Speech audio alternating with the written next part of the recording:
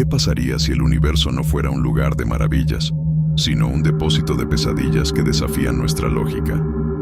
No hablo de aliens clásicos ni de robots asesinos, sino de algo más profundo. El terror que surge cuando la ciencia ficción se convierte en un espejo deformante de nuestros miedos más primitivos. Bienvenidos a El Ente Terror, el rincón donde las letras se tornan oscuras y las estrellas no titilan, amenazan. Hoy nos adentramos en un territorio donde lo desconocido no solo acecha, sino que nos obliga a cuestionar nuestra propia humanidad. Y si les digo que algunas de las obras más perturbadoras de la ciencia ficción no están en las portadas brillantes, sino escondidas en editoriales independientes o en traducciones olvidadas.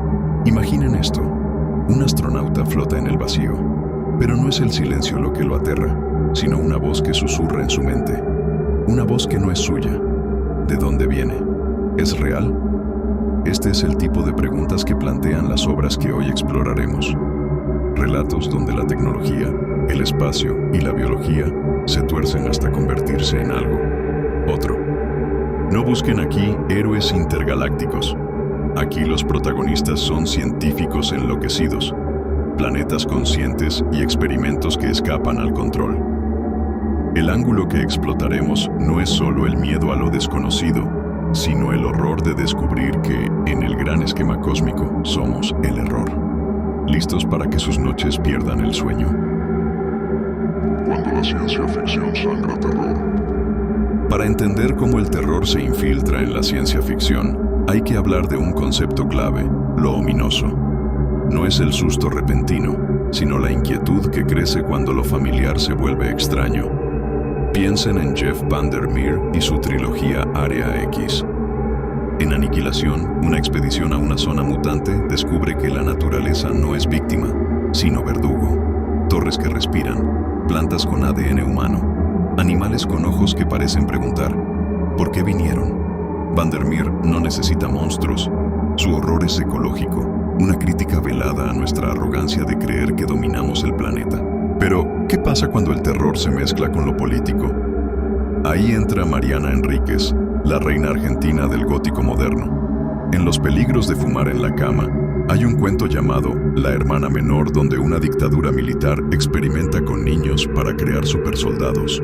Pero algo sale mal, muy mal. Enríquez usa la ciencia ficción distópica para hablar de traumas históricos, como si dijera: el verdadero horror no son los experimentos, sino el silencio que los permite. Y no podemos ignorar a Samantha Schweblin, cuya novela Kentuckys parece un cuento de hadas tecnológico, hasta que las mascotas robot empiezan a replicar los peores impulsos humanos. ¿Les suena familiar? Es el miedo a que la inteligencia artificial no nos supere, sino que nos refleje, con todas nuestras miserias. Pero hablemos de lo cósmico, ese subgénero que H.P. Lovecraft popularizó, pero que autores como Tate Thompson han llevado más lejos. En Rosewater, una ciudad nace alrededor de un domo alienígena que cura enfermedades, a cambio de algo. Thompson, un británico nigeriano, mezcla mitos yoruba con parásitos extraterrestres, creando un terror que es tanto cultural como existencial. ¿Qué duele más? ¿Ser devorado por un alien o descubrir que tu cultura fue cómplice de tu destrucción? Y si de experimentos narrativos hablamos, Koji Suzuki, padre de The Ring, en Parasite Eve, combina biología y mitología japonesa para crear un thriller donde las mitocondrias se revelan. Sí, esas partes de la célula que estudiaste en la escuela. Suzuki convierte lo microscópico en una amenaza macroscópica, recordándonos que el cuerpo humano es un universo frágil. Pero ¿por qué estas obras impactan tanto? Porque no se trata de ellos, los monstruos, sino de nosotros, como en Solaris de Stanisław Lem, donde un planeta oceánico lee las mentes de los astronautas y materializa sus remordimientos. ¿Qué es más aterrador? ¿El alien o enfrentar las versiones distorsionadas de quienes amamos? El impacto cultural de estas historias es profundo. Annihilation de Vandermeer inspiró una película de Alex Garland, pero los fans debaten. ¿La adaptación capturó la esencia del horror orgánico del libro? Algunos dicen que no, que el film se centró en lo visual y perdió la angustia psicológica. Ahí está el dilema. Cuando el terror es mental, ¿cómo trasladarlo a la pantalla sin caer en efectos baratos? Y hablemos de los fans. En foros como Reddit o en convenciones de sci-fi, estos libros tienen cultos secretos. Son los rarabis que recomiendas cuando alguien dice, quiero sentirme incómodo, pero no sé por qué. Porque el terror en la ciencia ficción no es solo entretenimiento, es un espejo que distorsiona nuestra realidad hasta hacerla irreconocible. El horror es el futuro que ya llegó. Si algo une estas obras, es una pregunta incómoda. ¿Qué pasa cuando el progreso científico se convierte en nuestra propia trampa? No es casualidad que el biopunk y lo cósmico resurjan en épocas de crisis climática y avances descontrolados en IA. Estas historias no predicen el futuro, diagnostican el presente. Tomemos un dato escalofriante. Kentucky's The Schweblin se publicó en 2018, el mismo año en que surgieron escándalos de espionaje mediante dispositivos domésticos. ¿Coincidencia? Claro que no. La buena ciencia ficción horrorosa es profética, porque entiende que el miedo más antiguo es el de perder el control. Y hablando de datos, ¿sabían que Solaris fue censurada en la URSS? Las autoridades soviéticas la consideraron demasiado existencialista. Lem respondió con ironía, si mi libro es peligroso, es porque hace preguntas que el poder no quiere contestar. Ahí está la clave. El terror en la ciencia ficción es subversivo. No te asusta con fantasmas, te obliga a cuestionar sistemas, políticos, científicos, humanos.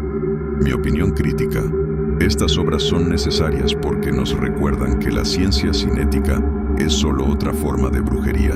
Cuando leemos sobre un hongo mutante que borra identidades, como en el hongo de Andrei Sapkowski, o sobre una corporación que clona almas, como en Sueñan los androides con ovejas eléctricas de Philip K. Dick, no estamos leyendo fantasía, estamos leyendo advertencias.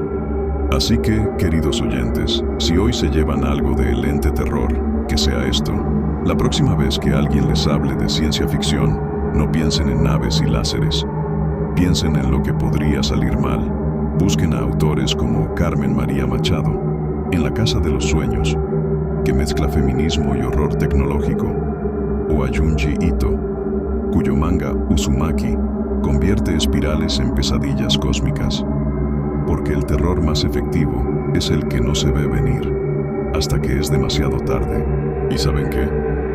Tal vez, en este momento, alguien en un laboratorio está creando algo que inspirará la próxima gran obra de sci-fi horrorosa. O tal vez ya está aquí, oculto entre algoritmos o bajo tierra.